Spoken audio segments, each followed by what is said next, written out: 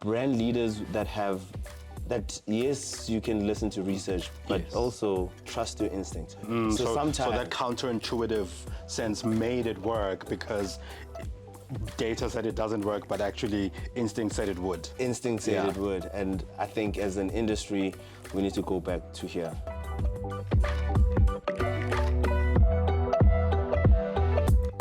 How does marketing continue to shift business, influence culture, and grow brands? To get insights on these and many other questions, we had the privilege of attending the IMC Conference, which was themed Marketing is Business. In this IMC Conference series, we spoke to creative industry thought leaders where we asked them some of the most pressing business questions.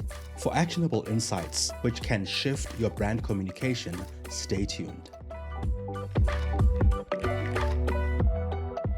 So on our flaming hot seat now, we've got Melusi Mhlungu, the founder of We Are Bizarre. Melusi, thanks so much for making time after your talk. Thank you so much for having me. Your talk was titled Creating the Most Interesting Brand in the Room. Firstly, maybe for people, because some people weren't here, give us a sense of how you create the most interesting brand in the room, basically, or what you were talking about. Yeah, so I was basically talking about my journey as a creative, how, my advertising career started here in South Africa in 2015 when I won the Luri's Young Creative of the Year. I then got headhunted to go to an agency called David, the agency. And so Anselmo Ramos, who was the founder, a mentor and a friend, I said to him in my conversation with him before I left, I was like, all I want to do is become a sponge.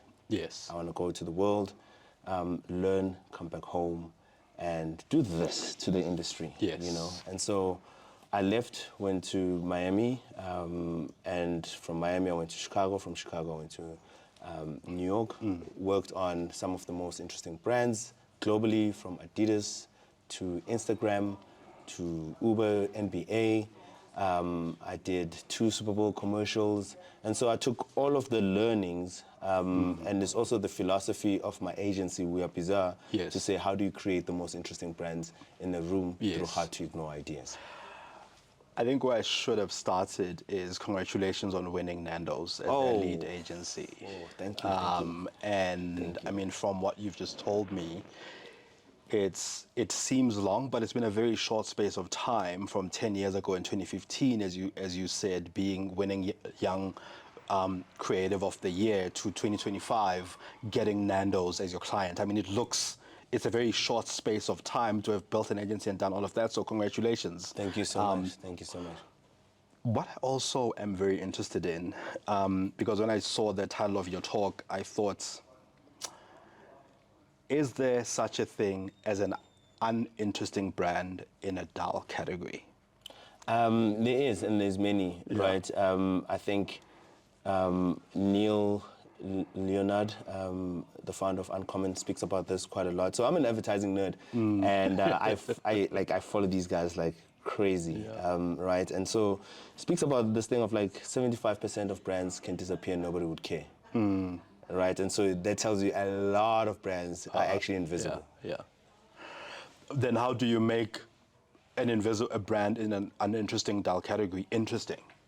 Part of the talk in which what I landed on is like, if I could summarize my talk in one word, it was about trust, right? The reason why I've gotten to create some of the craziest ideas and the craziest pieces of work was because we had trust from a client. As a creative, as an agency, once you're trusted by the client, it gives you so much freedom to create.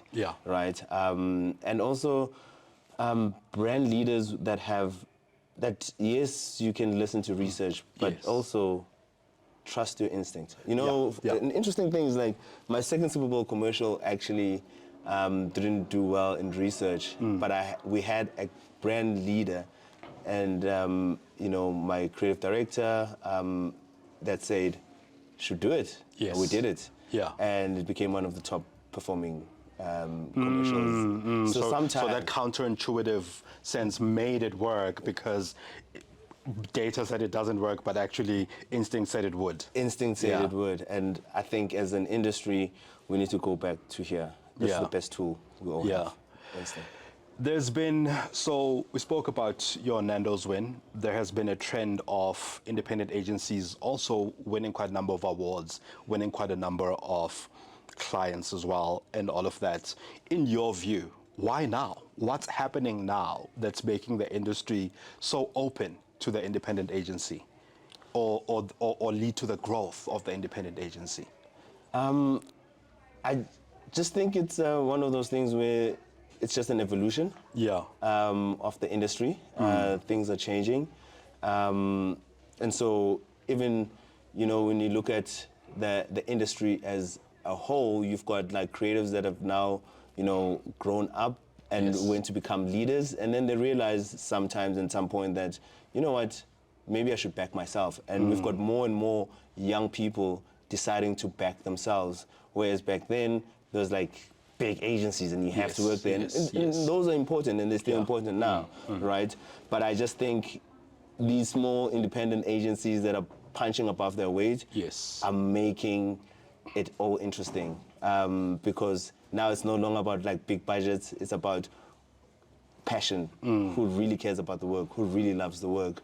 And it makes it's actually about to be an interesting time with the more rising independent agencies. There's the other side to that. I mean, backing yourself as a creative, backing yourself as an independent agency. There's also the other side of the brands backing independent agencies as well. What's happening in your view on the brand side that makes them back the independent agency as much as they are right now? So, shout out to, Nando's, for example. Like, you'd have to be crazy to say we trust this young creative with a passion, and his agency is starting out, and they're like, but there's something here, right?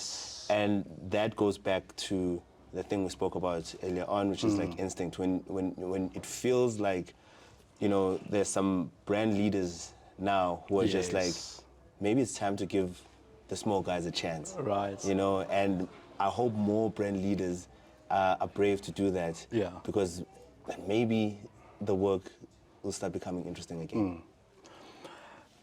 Melusi, we usually have a question here on the show. Only one? That our guest, only one this time. There's only one left for you, unfortunately. we have a question where that our guest leaves for our next guest. So we ask our previous guest to leave a question for our next guest on their thoughts on life, creativity, marketing, or where the industry is going. And one of our previous guests was Olisa Jeshana, the Chief Creative Officer and Partner at Joe Public. The question he left was, what do you think is holding South Africa back from truly reaching our creative potential? What do you think is holding us back from truly reaching and living our true creative potential? Jeez, that's a tough question. Let me maybe give you a little bit of context. We were talking about award wins, how South Africa hasn't been performing well on global stages like Cannes, for instance. We performed better this year than we did last year as a country. But last year, it was slightly better this year. We brought more sort of silverware this year as a country than we did last year. So there was a little bit of improvement, but there's still the sense that we aren't living our true potential as a country on these global stages, even locally. So what's holding us back? It's simple. The work. Right. All right. And if we just do better work, we'll get better results at Cannes. And this is an industry thing, and I don't know. And then there's a bigger discussion is like why we're not putting out great standard pieces of work, because the creatives are amazing. We've got no shortage of talent. And so what is the barrier then to creating great work? And to unpack that, there's lots of things you can talk about, are there budget restraints? Is there less spend? Are clients not taking risks anymore? Are we being too responsible? And there's this amazing thing that I read the other day about logic won't save your brand, and maybe we've put too much logic and lost the magic into everything that we do. And maybe if we bring back the magic, because the talent and the people are all here. I think we'll do better. Make that change. Yeah. Okay. Now that I've asked you all the questions in the world, now it's your turn to ask a question. So we ask our guests, like I said, to leave a question for our next guest on their thoughts and views on creativity, marketing, where the industry is going, or even life for that matter. What would your question be for our next guest? This is you putting me on the spot to think of things. I'm creative, but not that creative. I always answer. I don't get briefs. You have to ask questions to answer and not to what you do. You come up with questions all the time. Yeah. Okay, so maybe for me, and something that we touched on. Yes. A little bit earlier about independent agencies. Yes. And I would love the next guest to maybe unpack that a little bit more. Is what does it mean for the industry now? Yes. That more and more of these independent agencies and people actually, and there's more leaders becoming consultants. Yes. And so brands are working with individuals versus agencies, right? And so is this interesting times for the industry, or is it the worst times for the industry? A very interesting question. And I think the thing that it kind of takes me back to is the fact that in the past, people used to back people who built agencies. Yeah. Almost feels like we've gone 360 back to brands backing people. as they used to in the past. Melusi, thank you so much for making time. We are looking forward to seeing more and more of your brilliant work and what you'll do with Nando's and take them to the next level, and many other brands that you'll work with. So we'll be following your work closely. I appreciate that, my brother. Thank you. Thank you so much. Hola.